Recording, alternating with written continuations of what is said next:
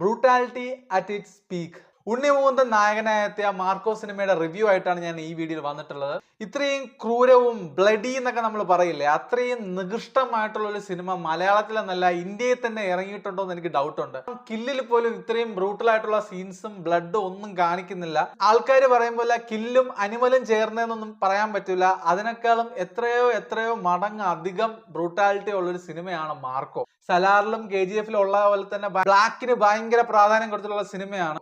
Guys, നിങ്ങൾ തിയേറ്ററിൽ പോയി ഈ സിനിമ കണ്ടില്ല എന്നുണ്ടെങ്കിൽ നിങ്ങൾക്ക് നഷ്ടമെന്ന് എനിക്ക് പറയാൻ പറ്റുള്ളൂ. പിന്നെ ഭയങ്കര ലോലന്മാർക്ക് പറ്റിയൊരു സിനിമയേ അല്ല ഇത്.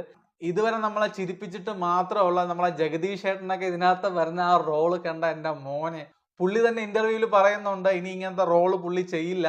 ആ രീതിയിൽ ഭയങ്കര സീരിയസ് ആയിട്ടുള്ള റോളാണ് ജഗദീഷ് ഏട്ടനൊക്കെ ചെയ്യുന്നത്.